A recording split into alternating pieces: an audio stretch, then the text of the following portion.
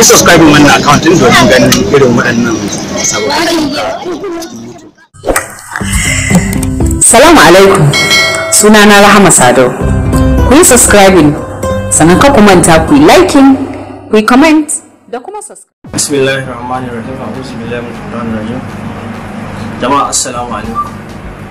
Sunana Yasir, dan uwan Ummi Rahaf. So da Allah jama'a, ina so in wasu maganganu ne guda biyu akan cewa na ji ana cewa Adamu da Ummi ta wa Adamu butulci. Sannan kuma abu na biyu ana cewa Ummi ba ta da asali waye da sauransu. So ina so ne in yi maganganu akan wannan abu guda biyu. So na farko dai gaskiya Adamu ba shi ya kawo Ummi industry ba, kuma Adamu ba shi da alaka ta family ko na wani dangi nesa ko na kusa. Asali dai sun hada akan dan Ummi ne wanda ta zo ne shi ma ya zo. Dan a lokacin ba zan taɓa mantawa ba, dan Ummi ma kamar lokacin da mu tafiya ne sai ma'azzamu Idi Yari a lokacin ya zo gurinmu ni da yarinyar nan ya ce da Allah yana so ta masa aiki nan. Dan a lokacin ma tafiya za mu je biki ne. So a lokacin sai Umar Kanu mijin Fati Muhammad shi ne ya ba shi lambar mu, ya zo ya same mu har tasha ya nemi wannan alfarmar. So aka zo fim ɗin Ummi din, a nan muka fara ganin Adamu, ita ma ta fara ganin shi. Dan a lokacin ya yi aiki da yarinyar a fim ɗin Ummi, ya ga masha Allah ta yi acting mai kyau, wanda a lokacin wannan fim ɗin ta fara. So bayan an gama aikin dai muka exchange phone number, ya karɓi number ta. So dan a gurin dai wannan shine wacce da Adamu. Fim ɗin gaskiya na Ma'azzam Idi Yari ne, shine director, da Abdul Ahmad shine producer. A nan suka haɗu. Bayan an gama fim ɗin ne muka exchange phone number. So bayan sati biyu a lokacin sai na ga wayar Adamu ya kira ni, ina ce min yarinya na sun saba da ɗansa Haidar. So da Allah yana bukata in dai tana free, Allah yana bukatar alfarma ta zo gidansa ta dan yi hutu. So dan a lokacin ma tana zuwa school, da aka yi hutun ko kamar yadda muke alƙawari bayan an yi, ni da kaina wani je har Kaduna na kai masa yarinya na. So a can na bata bayan sati biyu a lokacin high low still sai ya dawo da ita gida. So magana kuma akan cewa Ummi ba ta da wai mahaifiya ko mahaifi, to wannan zance gaskiya ba haka bane. Hasali ma a lokacin da Adamu ya shirya za shi Saudiya, ya zo ya karbi lambar wayar mahaifiyar yarinya na. A lokacin ya ce mai sun je Saudiya za su gaisa, a ɗauka na bashi. Suka je Saudiya da shi da Afakan Lawo da Rarara suka je. A lokacin bayan sun je sun ɗanya aikin su na Umara, sai ya kira wuta a waya. Dan a lokacin ma ita zo ta same su a saukin su, suka yi magana. A lokacin ma har yake nuna cewa shi yana so ya auri Ummi tun a time din ma. Dan baba a lokacin bayan sun yi magana ma ta kira wani duk ta bayanin abin da ya faru. So gaskiya dai a lokacin ita yarinyar da Adamu kamar irin akwai soyayya, yana kaunata a lokacin maganar gaskiya, saboda ni ma wannan abin na kula da shi sa bana iya a lokacin bana iya yin wani misali a tsakanina da su. Kawai na san cewa akwai kauna. Alaluhu na da ya kira wani, ina a lokacin tare da ita, sai yake ce min da Allah ya sirne. Na ce masa, ya ce min da Allah shi wani aiki da yarinyar nan Ummi, wani aiki da Diva, zai tura min script a Kaduna. Ce musu to ba matsala. Lokacin ta yi fina-finai dai kamar guda 5 ne ko 6 ne, irin ta yi Ladiba, ta yi Sadakar Yalla, ta yi Watan Wata Raya, ta su Gudan Jini. So a lokacin wannan fina-finan su ne wanda ta yi. So a lokacin fina-finan da yake duk ba su fito ba. So sai a lokacin Adamu bayan ta dawo hutu ya ƙara neman, an kwana biyu da haka da irin wata uku dai a lokacin sai ya ƙara neman da Allah ya daina za ta zo gidansa ta ƙara yin hutun makaranta idan an yi, saboda dai ɗansa.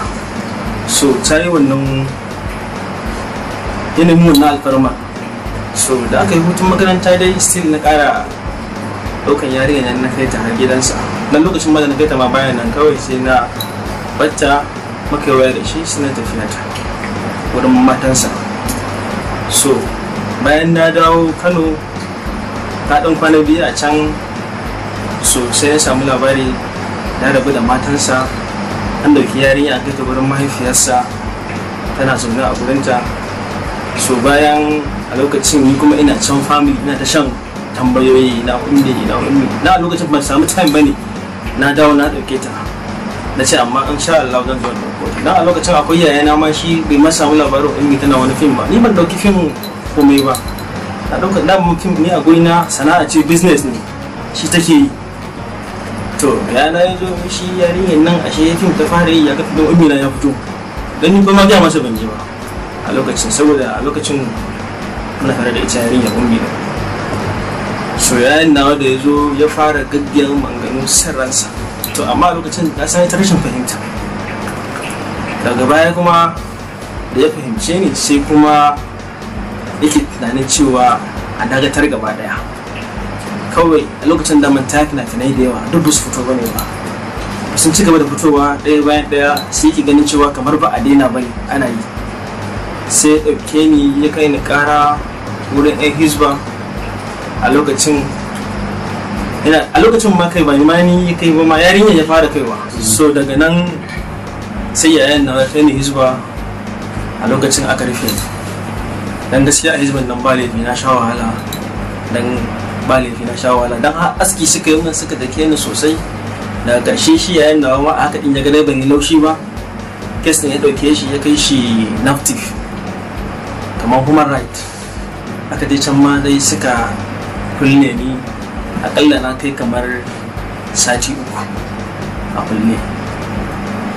So a lokacin ita ma yarinyar tana hannunsu, kuma sun yi invited dan Adamu ya zo da Umar Kano da su Fatima Ahmed, amma dai duk ba wai sun zo bane saboda an kira su akan wani abu wanda ya taɓa mutuncin su ko waye, kawai dai ana so a dan tambaye su ne issues na game da ta yarinyar nan. So a lokacin dai sati na 3 ta kuma yarinyar ta kai ma wata a hannunsu, don ba zan taɓa mantawa ba da suka kira Adamu ya zo su NAFTIC din suke kokarin nuna wa yarinyar ma irin kamar ai ana ce musu ai ba ta da wani gata ko waye, suke so lallai sai sun damka yarinyar a hannun Adamu ta ci gaba da zama. Aka kirawo mamana, aka kirawo Adamu, lokacin ni ba na magudan saboda lokacin ban yi aure ba. Aka tambayi yarinya ke goma har ki zauna, yarinya ta ce ita za ta zauna a gurin Yasir saboda Yasir tare aka samu da ita tun tana karama. Ni na yi ɗawainiya da yarinyar nan, na kai ta makaranta boko, na kai ta islamiyya, duk wani irin kamar rashin lafiya asibiti din ni ne dai tun a time din ma, tun ma kafin ta fara har ma ta zo ta fara har ma yanzu. So ni abin da nake so in fahimtar da mutane, maganar gaskiya Adamu ba shi da alaka da yarinya, mutane sa ko da kusa. Bayan hukuma sun ba mu dokoki, so a lokacin yarinya ta bace a industry, ni ma na bace. To gaskiya a wannan shekara 7 ni gaskiya ban san wani abu da Adamu ya tura wa yarinyar nan ba, ko kuma ni ya tura mu ya ce in bata. Bai san ɗawainiyarta ba, bai san cinta ba, bai san shanta ba, bai san suturarta ba ko rashin lafiya da sauran wasu abubuwa na cikin rayuwarta. So a wannan shekarun irin an shiga shekara na 8, Adamu ya kirawo ni a waya yake ce min da Allah yarinyar nan yana so zai yi wani aiki da ita, fim din ya yi reserve da ummi. To a lokacin ummi bata kai wanda ya ci gaskiya, sai na ce gaskiya ka yi haƙuri, dan ni ba da ma ya kira sunan shi saboda ina ganin mutuncinsa, ko in ce masa prince ko in ce masa yallaɓai, abinda nake gaya masa kenan a lokacin. Sai na ce ka yi haƙuri, na san ummi yau ni ba abin da zan iya akan wannan abu saboda ba ta kai wanda ya ci ba. Na san ta kai wanda ya ci, ko in barta ko bana, ko kuma ka in barta ko bana raye, na san in ta yi sha'awa za ta iya yi. So na ba shi haƙuri dai a lokacin, ya ce min to ba matsala. So bayan kuma ha'ilau an ƙara shekara ɗaya ne sai Adamu ya kira ni akan maganar ummi still, akan ummi in mata da manema shi yana so zai aure ta. A lokacin ba zan manta ba, ina Katsina, kira da waya muka yi magana da shi ta fahimta. Da yin magana auren nan a lokacin na san dama yarinyar ba da ke ba, saboda a lokacin tana kaunarsa ba. Sai na kirawo Umar Kano da ke ce masa kaji ga abin da Adam ya ce. Sai ya ce in da gaske ne ai daman hakan ya fi, tunda aure shi ne mutuncin ya mace. Sai ya ce masa ni ma dai abin da nake so kenan, saboda na fi son ummi ma ta yi aure a kafin nan wallahi. Sai ya ce min ba matsala, ka tabbatar da hakan. Muka ƙara magana da Adamu dai muna ta waya dai akai akan maganar auren yarinyar. Har na zo gida ma nake cewa ummi kin ji ta ce min wallahi yaya ba matsala, ai na san ba za ka yi abin da cuce ni. Na ce ai da mu ne, yadda nake kaunaki haka shi ma nake kaunaki. To lokacin yake ce min dan za a yi aure, in zai aure yarinyar nan ya baya buƙatar a yi fati ko a yi wani dina. Na ce to ai wannan daman duk ba shi ne aure ba, kawai dai aure yana buƙatar a sa manya a ciki, a ba da sadaki, a zo a yi aure. Sai yake ce mu ba matsala, sai yake ce mu mamansa za ta zo Kano, in ta zo Kano ummi za ta je, za su gaisa, za kuma su yi wasu maganganu wanda ni a lokacin ma ban san me suke yi ba. So lokacin mai still ina Katsina, sai ummi na kirawo maman ma a waya. Lokacin ma ba waya a hannun ummi, na kira maman ma a waya, na ce ta bani ummi, ta bani ita. Na gaya mata kin ji za ki je can gurin mahaifiyar Adamu, amma kake je ki kadai, ki dauki Hafsa yayanki sai ku je tare. So sai ta dauki Hafsa suka tafi. Bayan sun je ban san dai me suka tattauna ba. Bayan sun dawo muka ƙara waya da shi, yake ce min ai ta je sun gaisa da mama, so da Allah yana buƙatar a yi abin nan a sa rana. Mun ce mai ba matsala, ai kai abin yana wurin, saboda na san cewa za ka tushe ne nan ba, kuma yana muku fatan alkhairi. So ni dai a lokacin Adamu mun gama magana da shi akan cewa zai turo manyansa, dan har manya na ma na gaya wani makaina wanda suke matsayin iyaye a gurin mu, daga ni har yarinya. Na lokacin dan a time din ba zan iya karɓar manyansa ba a lokacin. Ni na gaya mahaifina da mahaifiyata suka ce ba matsala, Allah ga wasu. Maganar mu ta ƙarshe kenan akan zai turo manyansa. Mun sa lokaci da shi, lokacin ya zo Adamu bai kirawo ni ba, ban kuma ga manyansa ba. Da dai har zan kirawo shi, so dai ban kirawo shi ba dai gaskiya. Kirawo shi ba sai da aka kai sati ɗaya, sati biyu, sai ya ɗauki waya na kirawo Adamu.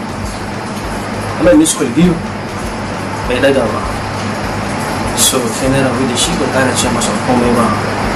So ni dai bai ce min yarinyar nan ya fasa auren ba, da kuma ce min za a yi auren ba. Ban ƙara jinsa kwata-kwata. Na rabu da shi dai ba mu ƙara sa shi a idon mu ba daga ni har yarinya. So bayan kamar shekara ɗaya still sai da ya ƙara kira na a waya, an ba ta awantawa ma yarinyar ta tafi biki goma, ita da family ana biki a can. Ya kira wani zai wani aiki farin wata da sauransu, waye ɗan ummi tana bukata. Bayan ni wancan maganar da shi ba, sai ni a tunanina kamar ina ganin cewa misali sai an yi aikin za su yi auren koya ne, ni ban sani ba. Kawai dai ya kira ta labarin farin wata. Mutum sai na accepting, na ce masa ba matsala, tunda yanzu ummi ta ga wanda daman tana magana ma ita daman tana so ta koma university, kuma na mata accepting, na mata alƙawarin sa da kuma tunda ba wani wanda zai mara jagora in ba ni ba, sai kuma Allah ne zai mara jagora, ba ni ba, Allah ne zai mara jagora.